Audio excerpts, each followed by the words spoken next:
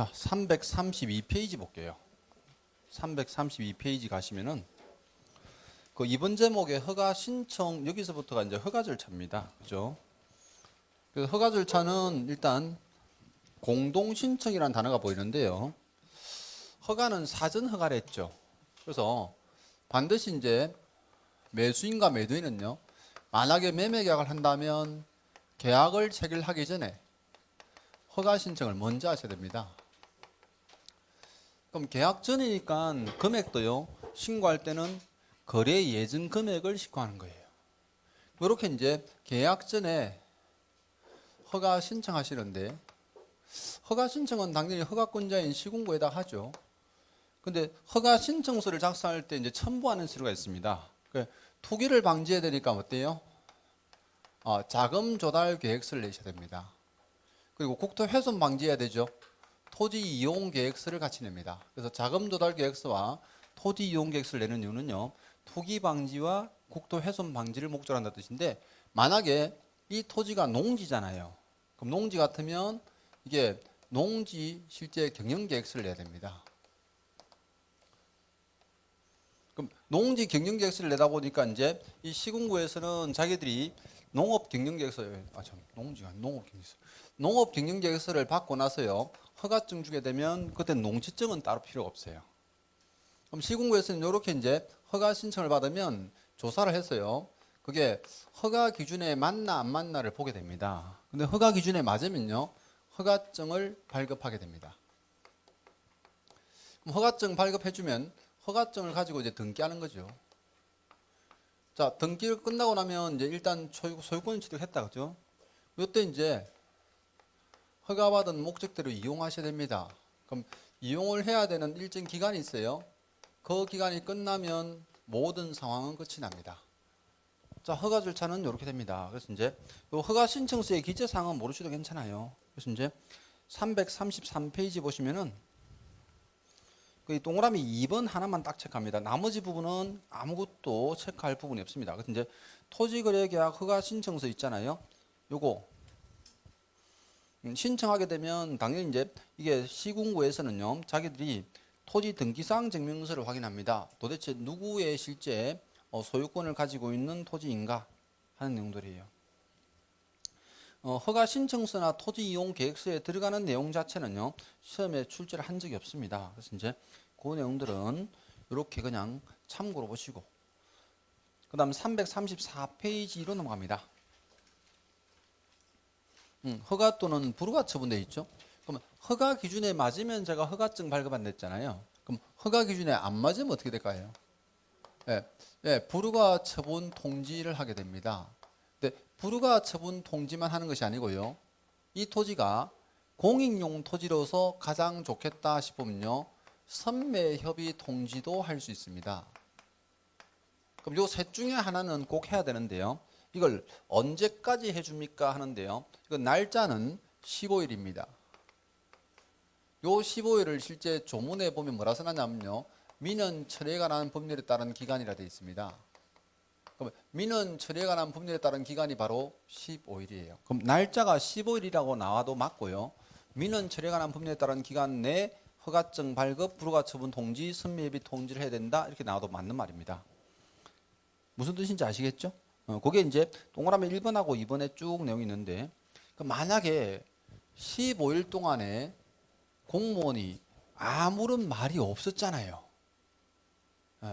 그러면요. 허가를 받은 것으로 보는데 언제 허가 받은 것으로 봅니까요? 16일째. 거기에 박스 밑에 보세요. 2번요. 민원 처리에 관한 법률에 따른 처리기간에 허가증의 발급 또는 불허가 처분 사유의 통지가 없거나 선매협의 사실의 통지가 없는 경우에는 그 기간이 끝난 날의 다음 날이 핵심입니다. 그 기간이 끝난 날이 15일이죠. 그 다음 날 하니까 16일째입니다. 그 다음 날에 허가가 있는 것으로 봅니다. 그럼 공무원이 게을러서 통지를 아예 못했다든지 안 했다면요. 오히려 더 낫죠. 그래서 허가증을 지체 없이 발급해야 됩니다. 자, 그 밑에 보면요. 허가받지 않고 체결한 계약 되어 있죠. 허가는 사전 허가를 했죠. 당연히 허가받지 않고 계약하면 그 계약은요. 무효입니다. 무효. 효력이 발생하지 않습니다. 그 편이고요. 그러면 허가 대상은 미리 보셨고 보죠. 이제 336페이지 넘어갑니다. 토지거래 허가 기준돼 있죠. 실제 우리 시험에서는 허가 절차에서 제일 많이 나온 부분이 이 부분입니다. 그럼 어떤 사람이 허가를 받을 수 있느냐 이런 거죠. 그죠? 그럼 허가 기준이 어떻게 되느냐 하는 건데요. 이 허가 기준은 첫 번째 목적에 맞아야 됩니다. 그럼 목적에만 맞으면 허가를 해주는데요. 왜? 국토 훼손도 방지하고 투기 방지니까 실수요자들이 정확하게 목적에 맞게 사용한다면 허가를 해줍니다. 그게 첫 번째가요. 자신이 거주할 어때요? 주택 용지로 취득하겠습니다 하는 거예요. 그럼 자신이 거주할 주택 용지, 내가 집 짓겠다고 땅을 사겠다는데 어때요? 허가해 줘야 합니다. 아, 그러면 나는 허가구역 같으면 10평 아니라도 괜찮다 그죠? 근데 만약에 이렇게 한번 해보세요. 제가 만약에 아파트가 2개 있어요. 그럼 아파트가 2개 있는데 둘 다 임차인한테 어때요? 임대를 하고 있습니다. 임대를 하고 있는데 이제 내가 사는 집도 실제 전세를 살고 있는데 갑자기 토지거래 허가구역이 딱 하나 지정된 거야. 찾아가가지고 이제 그 구청 가서 내가 허가 신청합니다. 왜 땅을 살려고 합니까? 해서 내가 살 집을 지으려고요. 그럼 허가 해줄까 안 해줄까? 허가 해주겠습니까 안 해주겠습니까? 어떻게 보세요? 나는 아파트가 2개나 있잖아. 무슨 말인지 아시겠어요? 야 인간아, 네 그 집에 들어가 살아라고. 허가구역에 오지 말고. 그럼 땅 사는 목적이 지금 지가 살 집을 사는 게 아니고 무슨 목적인 것 같아요? 투기하는 놈이지. 투기. 이거는 무주택이라 해야 돼. 아시겠어요? 예. 그 집에 들어가서 살아라고. 집도 있는데 자신이 거주할 주택 용지 산다면요, 제가 볼 때는 이건 100% 투기인 거지. 왜 하필이면 토지거래 허가구역에 왔나고 살 집을. 무슨 말인지 아시겠죠? 예, 무주택이라 해야 돼. 그래서 이제 자신이 거주할 주택 용지는 이 땅이 없으면 주택이 없는 사람요, 그 사람한테 해줍니다. 또 만약에 이제 이 주민의 편의 시설이나 복지 시설을 짓겠습니다 하면요, 이건 어떻게 봐도 무조건 해줘야 되잖아. 경로당 짓겠습니다, 마을 회관 짓겠습니다, 땅이 필요합니다 하면요, 그때는 허가해줘야지.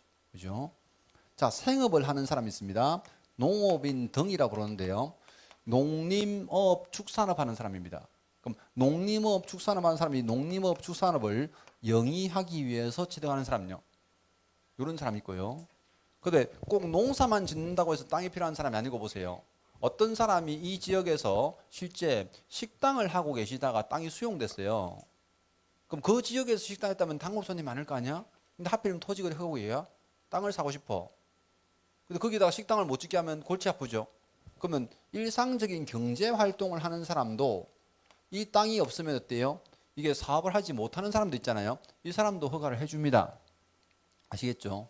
그럼 요 두 사람은요, 생업을 위한 거죠. 그래서 이제 생업을 위해서 땅이 필요한 사람들은 허가를 해줍니다.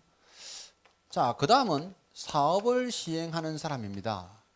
그럼 사업을 시행하려는 자나 지금 현재 사업을 시행하고 있는 사람들이요, 토지가 추가로 더 필요한 사람 있죠. 이런 사람들은 반드시 허가를 해줍니다.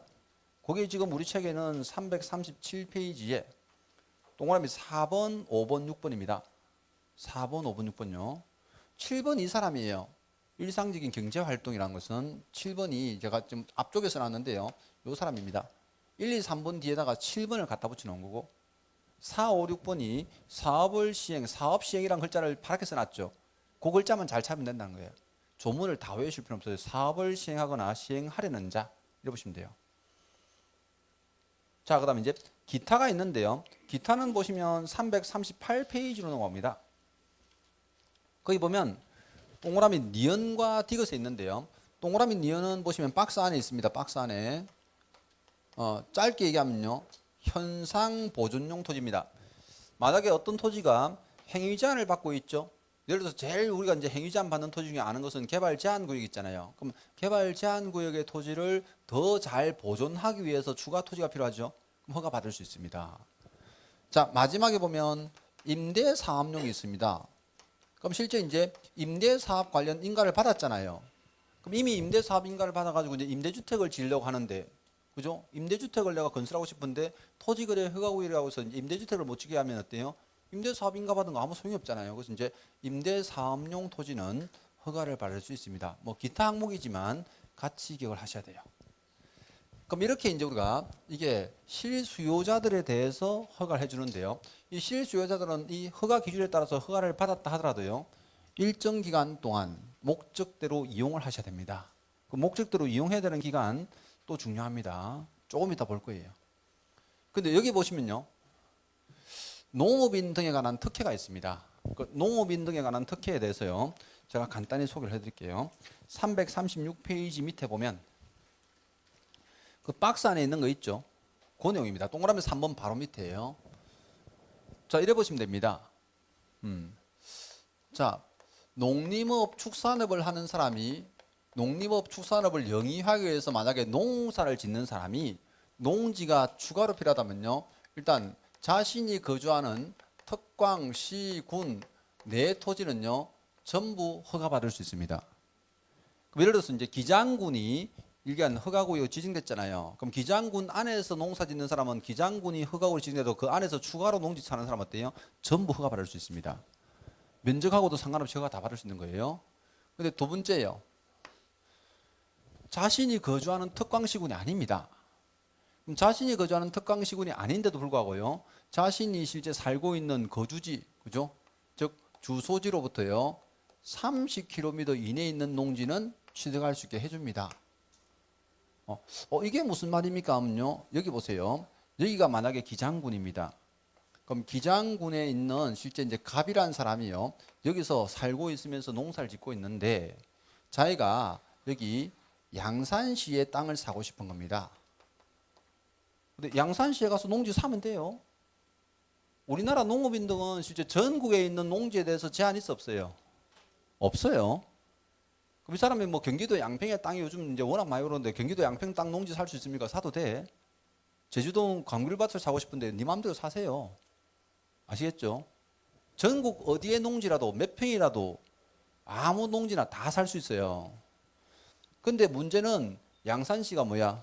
허가구역으로 지정되는 거지. 그럼 허가구역으로 이제 만약에 지정이 됐다면 이 사람이 양산시의 농지를 살 수 있느냐는 건데요. 이때 양산시의 농지지가 사고자 하는 농지가 어때요? 주소지부터 몇 킬로? 30km 이내라야 돼.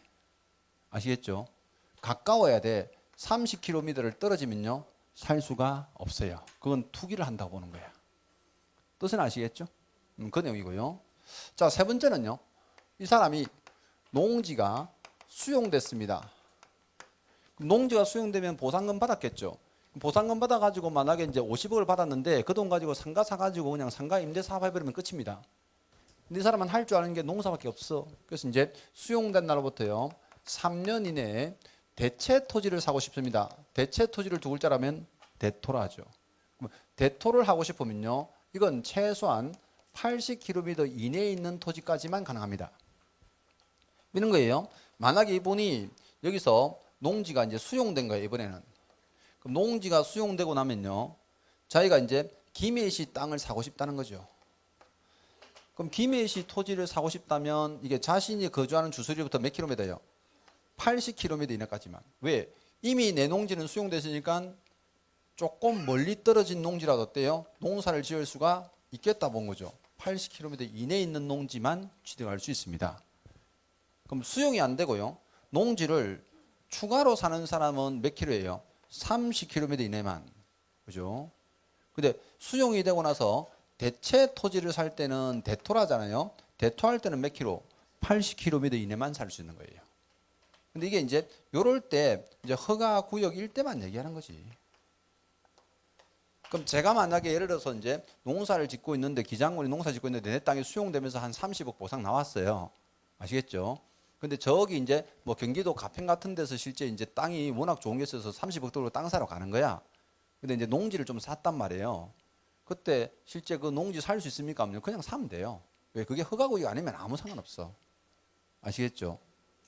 허가구역이기 때문에 문제가 되는 거죠. 이제 허가구역은 전부 다 투기를 한다 보니까 여기에 이제 거리 제한이 있는 거죠. 그래서 엄밀히 따지면 이게 이제 30km냐 80km냐는 문제 때문에 이제 숫자가 나올 수 있는데요. 반드시 수용됐을 때만 몇 킬로예요? 80km예요. 농지가 다 없어졌을 때만. 그죠? 추가 농지를 치료할 때는요. 30km 이내에서만 가능해요. 뜻은 아시겠죠? 요게 이제 우리가 농지에 관한 특혜인데요. 자, 조심할 것은요. 이 대토는 반드시 종전 토지 가격보다는 어때요? 이하라야 됩니다. 같거나 낮아야 돼요. 평당 금액이 높은 거 사면요. 투기한다 보는 거야. 그럼 싼 땅을 사야 돼. 아시겠죠? 싼 땅을. 그래서 이제 요게 우리가 농업인에 관한 실제 내용들입니다. 자, 아무튼 허가 기준은 이렇게 됩니다. 이제 허가 기준에 맞춰서 이제 땅을 취득할 수 있는데요. 338페이지 가봅니다. 6번 달락 보시면 토지 이용에 관한 의무사항 되어 있죠.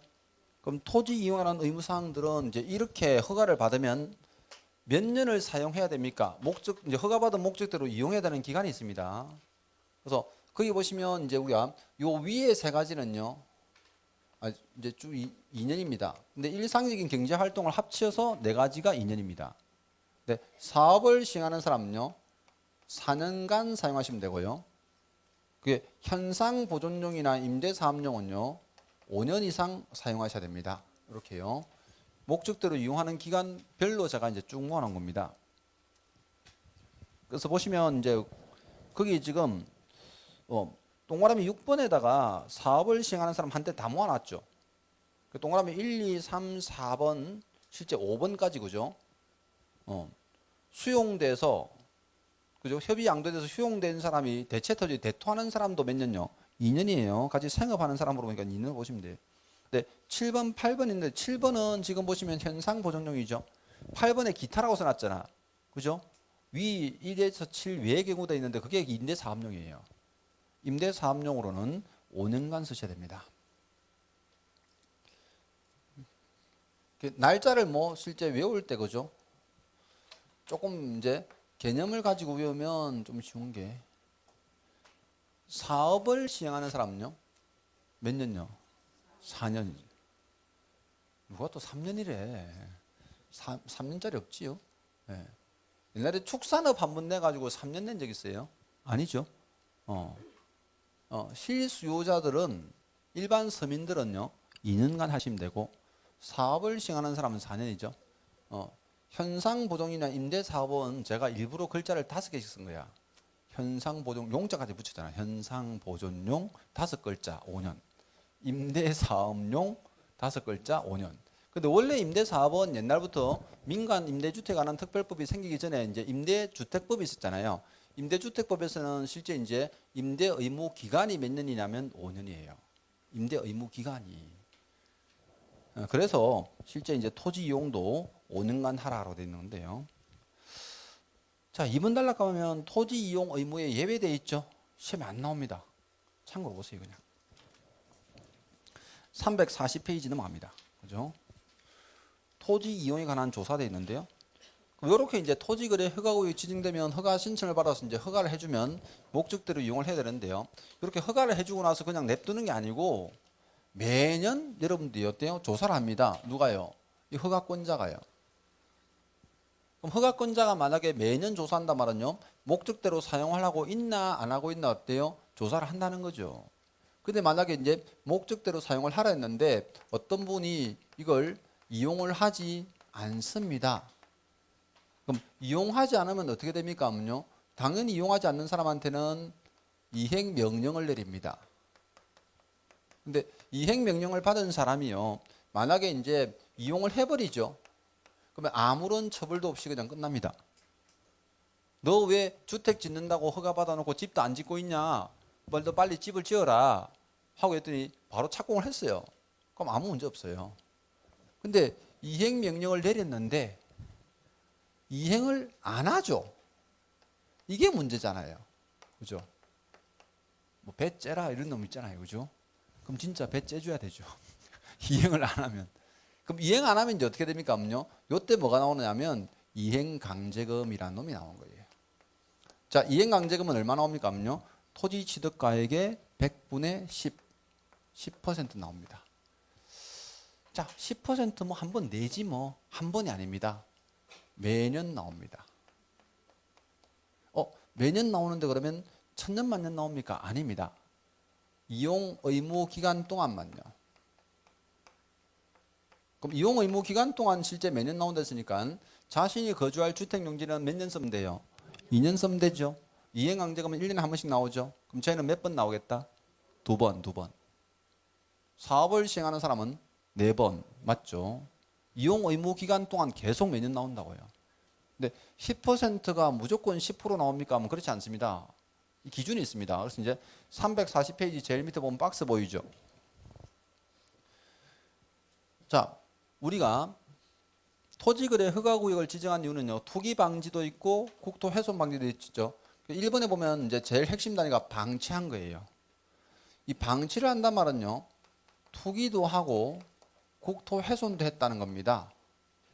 그럼 방치하는 사람은 10%다 나옵니다. 100분의 10이죠. 근데 토지거래 허가를 받은 목적대로 씁니다. 땅을 써요. 근데 다른 사람이 쓰고 있습니다. 임대했다는 거죠. 그럼 임대했다는 것은요, 국토 훼손은 안 하는데요, 남의 돈으로 샀다고 보는 거예요. 투기했다고 보는 거죠. 투기했다고 보니까 얘는요, 7% 나옵니다. 100분의 7 이렇게 해요. 근데 본인이 사용합니다. 이번에는. 그럼 토지를 허가받은 사람이 사용하는데요, 용도를 변경해서 사용합니다. 그럼 투기는 안 하는데요, 국토를 자꾸 훼손했다 보는 거죠. 그때는 100분의 5%가 이행강제금으로 나옵니다. 마지막에 이제 이런 사유가 아니고 이제 기타 사유였다면 이제 이때는요, 실제 이제 100분의 7 이렇게 돼 있는데, 요게 보면 이제 법을 만든 취지가 더 이제 확연하게 드러나는 게 그죠? 방치하는 사람들이 제일 나쁘다. 그러면 투기도 하고 국토도 이제요, 원래 목적대로 사용도 안 하고 훼손도 하고 난개발을 하고 뭐 이런 뜻이에요. 그죠? 근데 임대한단 말은 원래 허가받은 목적대로 쓰잖아요. 그럼 다른 사람이 줬다는 의미가요, 그 사람한테 돈을 빌려서 하거나 그 사람의 돈으로 샀을 가능성이 높습니다. 그죠? 그러니까 이제 이건 실제 투기한다고 보는 거예요. 100분의 7. 근데 본인이 사용하긴 하는데, 이제 본인이 사용하는데 용도를 바꿔버리죠. 그럼 자신이 쓴단 말은 자기 돈으로 샀을 수는 있어. 그럼 투기는 조금 안 한다고 보지만은 국토를 훼손한다 보니까 100분의 5예요. 기준에 맞춰서 이제 이행강제금이 나온다 보시면 돼요. 근데 이 이행강제금은요, 일단은 의무기간이 지나면 부과할 수 없습니다. 그래서 이제 341페이지 보시면 그 쌍갈로 3번에는요, 동그라미 2번 보세요. 시장, 군수 또는 구청장은 이용 의무 기간이 지난 후에는 이행강제금 부과할 수 없다 돼 있죠. 또 동그라미 3번 봅니다. 시장, 군수, 구청장은 이행 명령을 받은 자가 명령을 이행하는 경우에는 새로운 이행강제금 부과를 즉시 중지한다 돼 있죠. 그래서 이 사람이 만약에 이행해버리면 이제 이행강제금 부과하면 안 되잖아요. 근데 고지서가 이미 나왔어요. 그러면 그건 징수해야 돼. 보세요. 명령을 이행하기 전에 이미 부과된 이행강제금은요, 징수해야 한다 되어 있죠. 고지서 나오기 전에 어때요? 빨리 이행을 하셔야 된다. 그 개념이죠.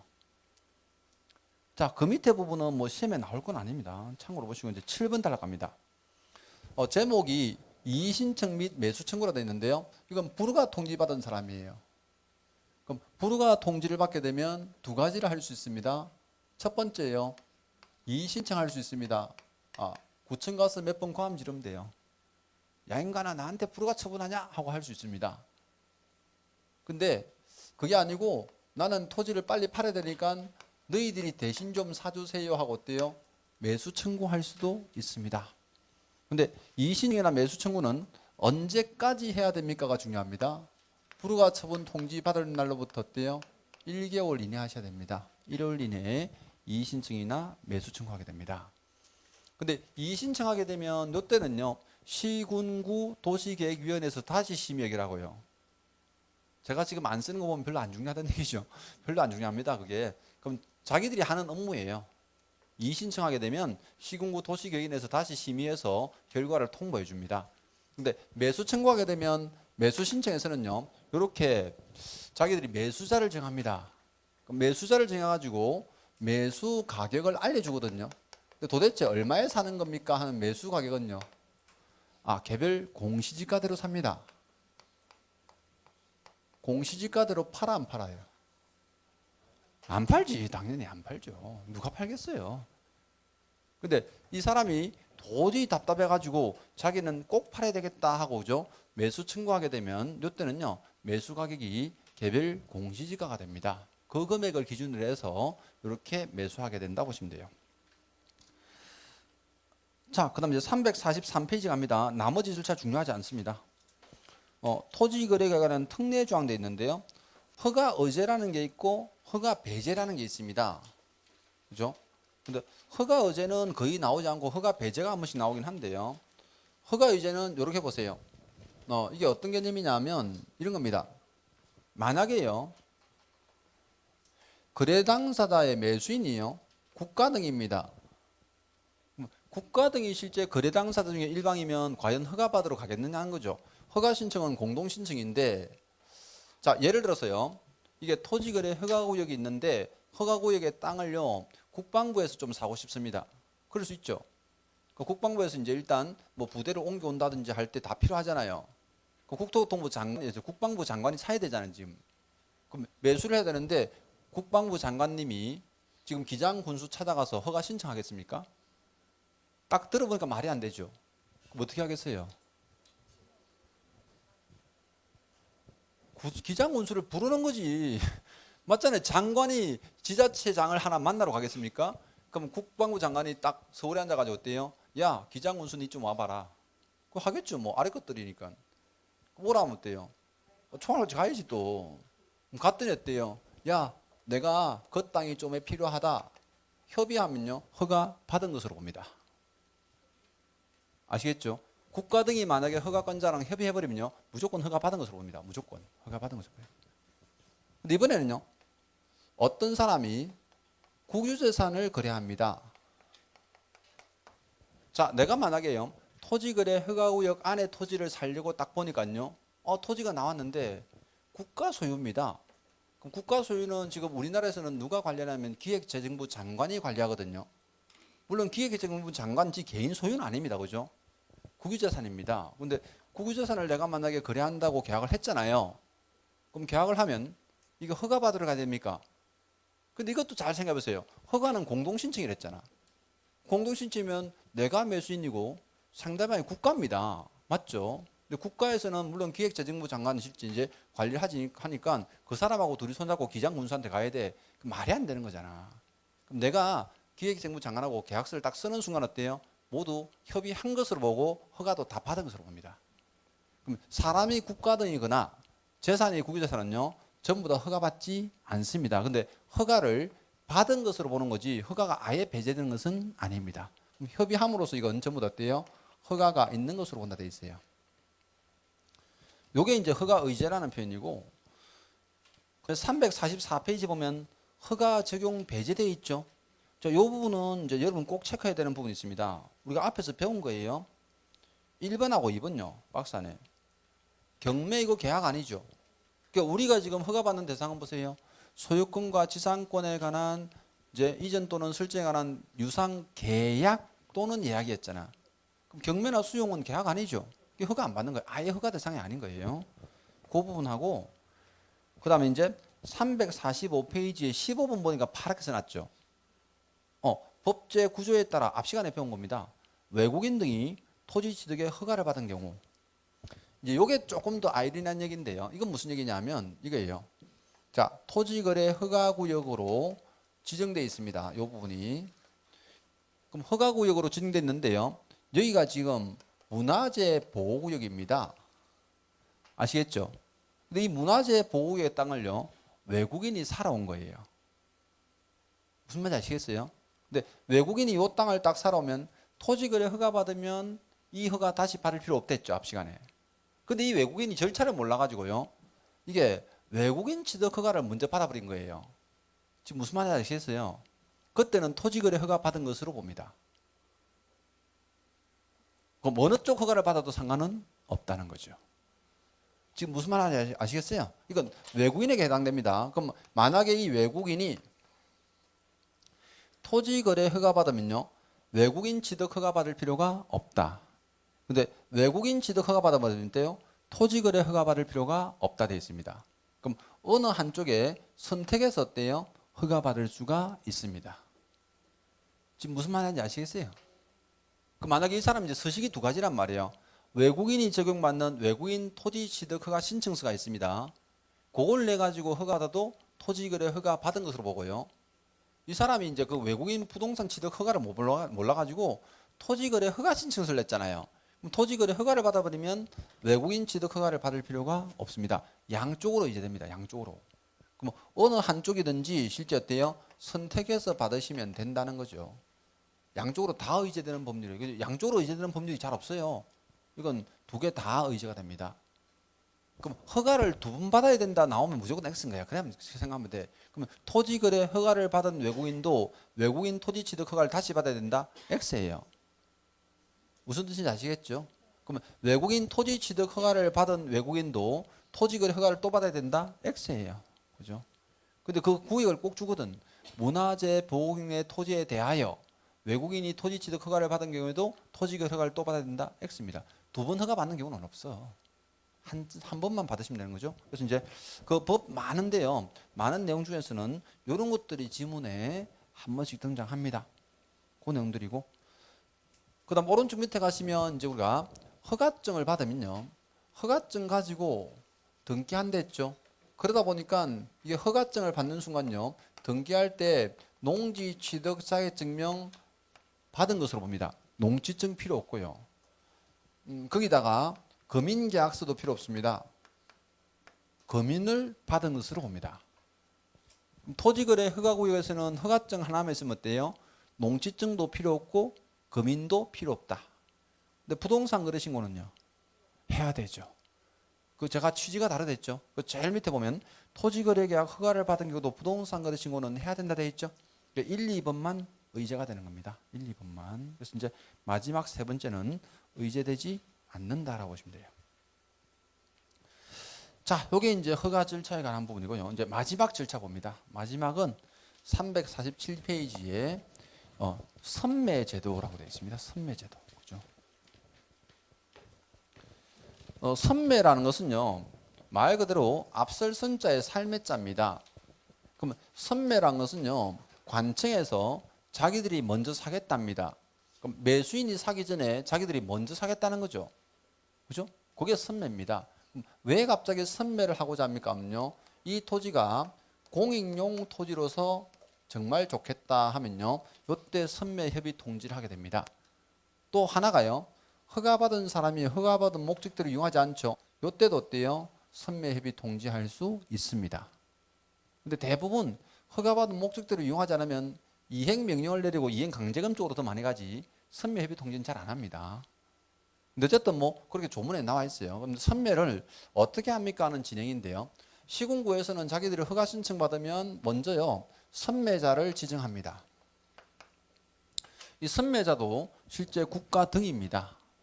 그럼 국가 등이라면 국가나 지자체나 또는 공공단체 또는 공사, 공단 있죠. 그러면 우리나라 같으면 뭐 한국자산관리공사라든지 한국죠. 뭐 주택 실제 뭐 토지주택공사라든지 뭐 다 포함입니다. 그럼 각종 공사 공단은 선매자가 되는데요. 이게 자기가 신청을 받은 날부터 1개월 이내 선매자를 지정하게 됩니다. 근데 선매는 이 선매자로 지정된 사람이요, 토지 소유자한테 통지를 해줍니다.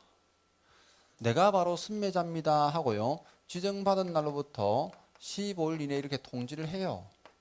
그럼 통지를 받은 토지 소유자는 선매 협의를 하러 가도 되고 안 가도 됩니다. 왜? 선매는 협의지 의무가 아닙니다. 그래서 보통 선매 협의 통지를 하게 되면요, 100명 중에 99명은 안 나갑니다. 안 나갑니다. 왜 안 나갈까요? 아이 매수인하고 신뢰성 문제입니다. 신뢰성 문제예요. 매수인하고 이미 합의된 금액도 있고 거래 예정 금액을 다 정해가지고 이제 합의 신청을 했잖아요. 합의 신청을 했는데 자기가 선매 협의한다고 나가버리면 매수인 입장에서 뭐예요? 이건 무슨 나를 낙동강 오리알 시키잖아요. 왜? 생각 한번 해보세요. 이거 선매 협의를 하러 나가는 사람의 입장을 한번 보라니까요. 그죠? 느낌이 안 오면 이렇게 생각하면 돼. 나하고 약혼한 남자가 있는데요, 집에서 하도 선바라 해가지고 나가야 돼. 그죠? 근데 원래 약혼했기 때문에 안 나가는데 집안 사정상 어쩔 수 없이 나간다고 생각해봐요. 그럼 상대방은 어떤 느낌 들겠어요? 완전 배신감 느끼잖아. 그럼 잘못하면 양쪽으로 다 잃어버리는 수가 있어, 사람이. 그죠? 그래서 100명 중에 99명 안 나간다니까. 근데 꼭 하나가 나가는 게 있어요. 그죠? 예. 왜 나가요? 왜? 혹시나, 그렇지, 혹시나. 그죠? 나하고 약혼한 남자는 지금 전셋집 하나 겨우 구하는데 참 사랑하는 남자라서 버리지 못하고 이놈의 거. 근데 혹시 집에서는 혹시나 해서 가봤더랬대요. 아파트도 3개나 있고 막 킹카 나와 있고, 그죠? 마음이 확 변하는 순간이죠.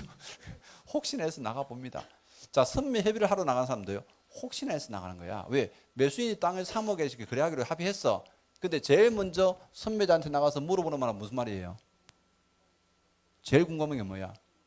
그렇죠. 얼마 줄래? 딱 물어보는 말 한마디밖에 없어. 야, 너 얼마 줄래? 얼마 줄래 했더니 선매자가 어때요? 공시지가 드리겠습니다 하면 어때요?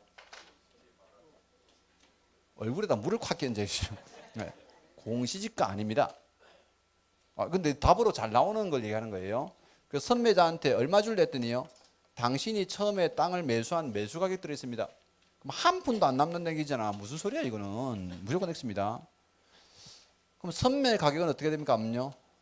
예, 감정 가격을 제시합니다. 감정 가격이요. 그죠? 그럼 감정 가격을 제시합니다. 현재 실제 감정평가사 두 사람이 정확하게 이제 감정 가격 한 평균치 요 금액을 제시합니다. 이걸 기준으로 합니다. 자, 조심할 것은요. 여기 보니까 매수 청구했을 때, 그죠? 매수 청구. 매수 청구했을 때 매수 가격은 얼마였어요? 공시지가였어요. 선매 가격은 얼마예요? 감정 가격이죠. 다르죠, 지금? 그래서 국가도요, 국민 놓고 흥정한다는 뜻이에요. 국민이 답답해서 사주세요 하고 부탁했더니 얼마에 산다고? 공시지가 줄게 이런 겁니다. 쥐가 답답해서 나한테 와서 사고 싶다 할 때는요, 감정가를 준답니다. 맞죠? 땅은 하나인데 국가도 국민 갖고 다 갖고 놉니다. 이게 흥정을 하는 놈들입니다. 대한민국 믿지 마세요. 법부터 이렇잖아. 법이 국민을 아주 기망하죠.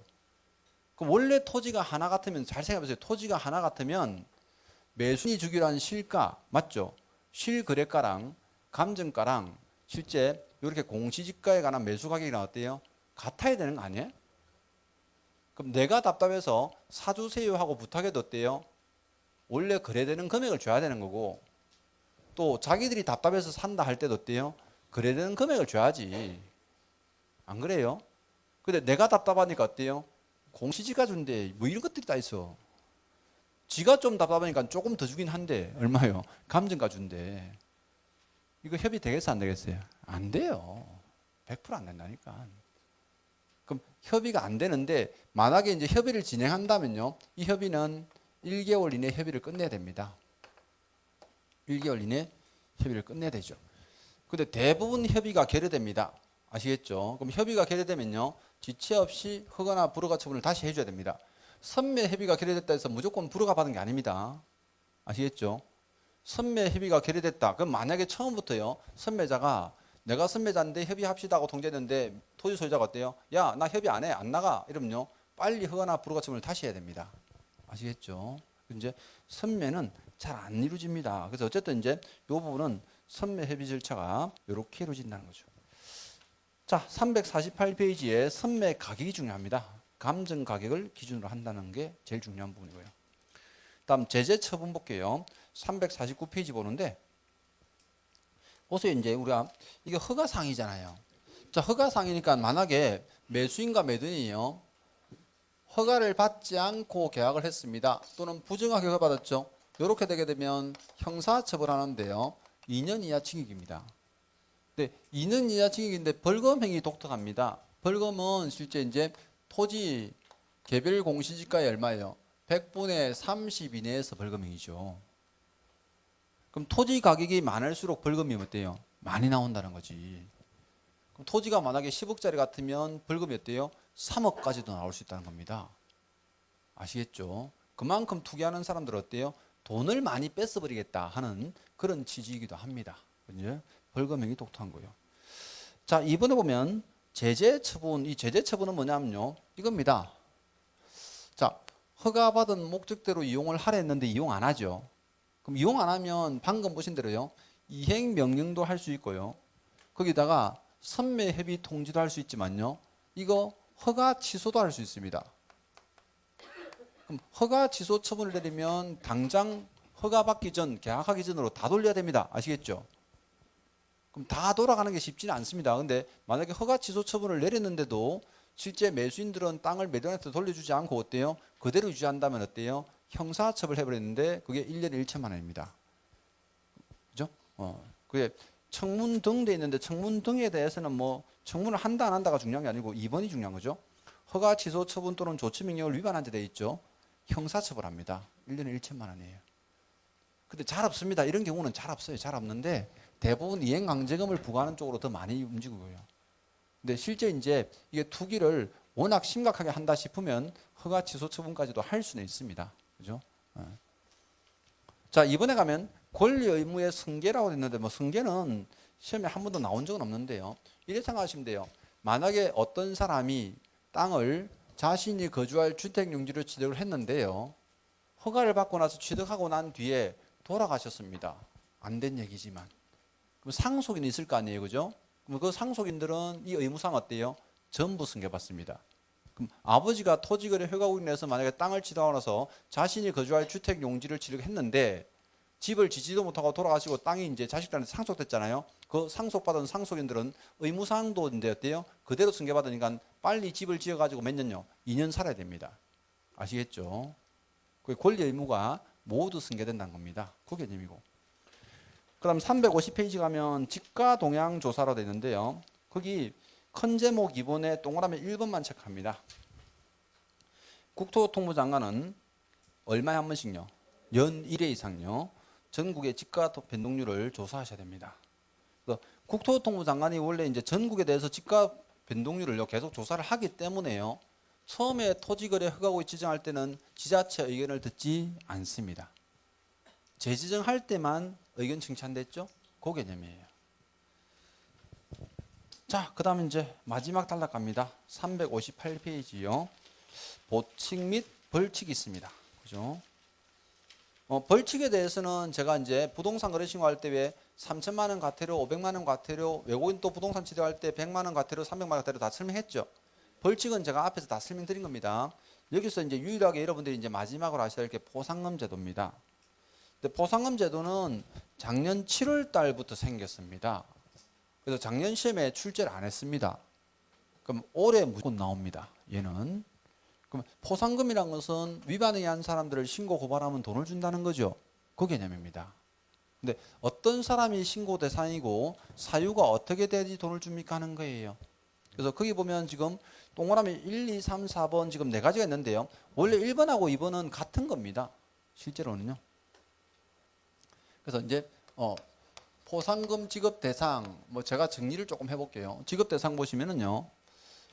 부동산 거래 신고를 거짓으로 신고한 사람입니다. 그럼 신고 의무자이든 아니든 거짓으로 신고한 사람들이 실제 이제 이렇게 포상금 대상인데, 그럼 거짓으로 신고한 사람을 고발하려면요 입증 자료를 첨부하셔야 됩니다. 신고하는 사람이 입증까지 하셔야 됩니다. 그리고 또 하나가 이제 허가를 받지 않고 계약하거나 이제 토지거래 허가 쪽으로 넘어왔어요. 부정하게 허가받은 사람이 있고요. 그 다음에 허가를 제대로 받은 사람인데요. 토지를 목적대로 이용하지 않는 겁니다. 요 사람들이 포상금 지급 대상입니다. 근데 어떻게 하면 실제 지급을 해줍니까 하는데요. 지급 요건은 부동산 거래 신고를 거짓으로 한 사람은 과태료 대상이죠. 그럼 요 사람은요. 과태료가 부과되면 포상금을 지급합니다. 그 과태료가 취득가액의 100분의 5예요. 5% 나오잖아요. 근데 우리가 이제 허가받지 않고 계약했다. 저기 앞에 보면 형사처벌 받는 사람이죠. 2년 이하 징역이잖아요. 그럼 형사처벌을 받는 사람은요. 검사님이 공소 제기하거나 기소 유예 결정해야 된다. 요건 중개사법하고 똑같죠. 중개사법의 포상금도 이렇게 생겼었어요. 근데 여기 보시면 허가받은 사람이 목적대로 이용 안 하죠. 그럼 목적대로 이용 안 하면 어떻게 해요? 이행명령을 내리네요. 그러면 관청에서요. 이행명령을 내리면 포상금을 주게 됩니다. 그죠? 그럼 지급 요건은 이렇게 되는데요. 포상금 지급 금액이 얼마나 됩니까 하는 거예요. 자, 포상금 지급 금액은요. 부동산 거래 신고를 거짓으로 한 사람들은 과태료가 부과되면요. 이 과태료 부과 금액의 100분의 20요. 20%를 줍니다. 근데 이게 돈이 너무 많으면요, 한도가 있습니다. 얼마냐? 1천만 원 한도 내에서 20% 줍니다. 이게 참 우리나라 국가가요, 웃깁니다. 왜? 국민들 보고 위반해 한 사람 고발하면요, 나눠 먹기 하자입니다. 맞죠? 나눠 먹기 하는 것까지는 저도 기분 안 나쁩니다. 그죠? 근데요, 내가 입증 자료까지 만들고 거짓 신고한 사람을 전부 다 찾아내 가지고 고발을 했는데 왜 지가 80% 처먹고요, 나는 20%밖에 안 줍니까? 그게 불만입니다. 나는. 그죠? 그 한도가 또 왜 1,000만 원 정해놓습니까? 그럼 남는 거 지가 다 처먹는다는 얘기잖아요. 국가가 참 이게. 그럼 예를 들어서 보세요. 이제 어떤 사람이, 저는 옛날에 이제 땅 거래 같은 거 할 때요, 중개사무소 할 때인데 80억짜리를 중개한 적이 있습니다. 80억짜리를 만약에 매수한 사람이, 매도인이 이제 양도세가 많이 나가지고, 그죠? 이제 50억에 신고를 좀 하자. 그죠? 50억에 신고했다 들키면요, 거짓 신고했으니까 포상금 대상 맞죠? 그럼 80억짜리 같으면 이제 과태료가 무조건 5% 나온단 말이에요. 그럼 얼마예요? 4억이지. 그럼 과태료가 4억 나오면 20%를 내한테 주면 나한테 8천만 원 줘야 되죠. 근데 얼마밖에 안 줘요? 1,000만 원. 나머지는요, 지가 다 처먹는 거예요. 아시겠죠? 그 한도가 1,000만 원밖에 안 돼, 우리는. 그죠? 예. 근데 제가 그 당시에 80억짜리 땅 이런 거 거래할 때 이제 감해 보면요, 그때만 해도 이제 2006년도 이전입니다. 2004년, 2005년 이때인데 부동산 거래 신고 제도가 시작되기 전이었어요. 그때는 전부 다 개별 공시지가보다 어때요? 조금 높여가지고 거래하면 아무 문제가 없었어요. 그러니까 탈세 엄청 했죠, 그전에는. 근데 그런 것들을 못하게 하려고 실거래 신고제를 만든 거죠. 근데 어쨌든 한도가 1,000만 원입니다. 그래도 금액이 어때요? 뭐 1,000만 원 같으면 괜찮겠다, 그죠? 근데 가끔 가다 보면 뭐 저한테 와서 상담할 때 그런 분들이 꽤 있어요. 선생님, 내가 땅을 지난번에 5억에 사는데요, 다운계약서 자꾸 쓰작해가지고요 3억 5천에 신고해줬거든요. 어찌해야 되겠어요? 하는데 얼굴이 뭐가 떠올라요?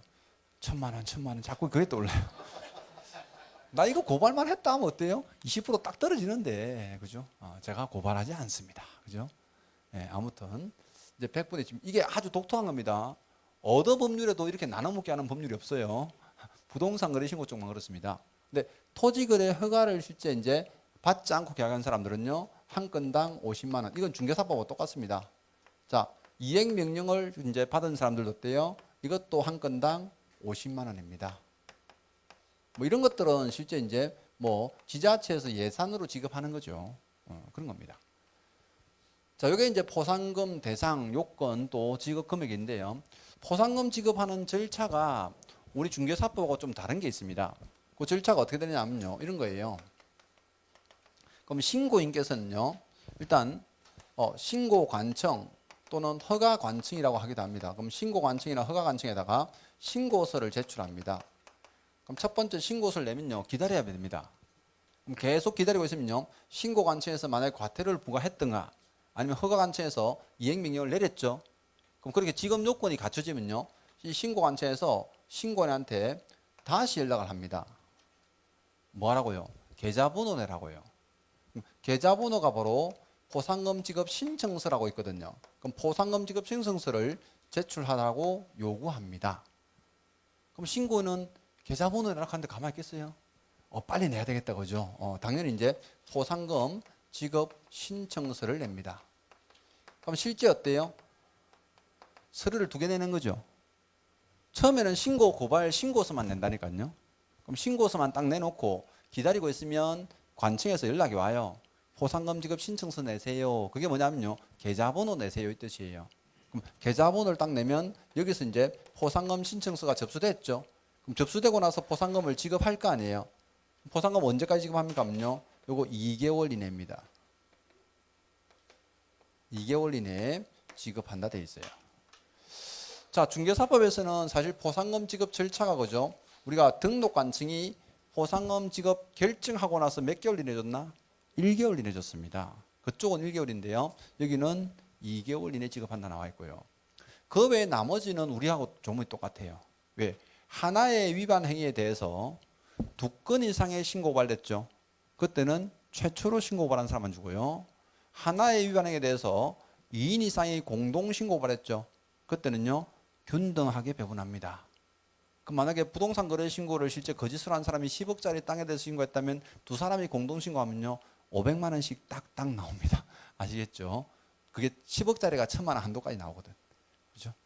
뜻은 아시겠죠? 그 개념입니다. 그래서 이제 이런 내용들이라 나머지 문들은 뭐 중개사법에 배운 내용들을 활용하면 되는데요. 이쪽은 요게 우리하고 다른 점이에요.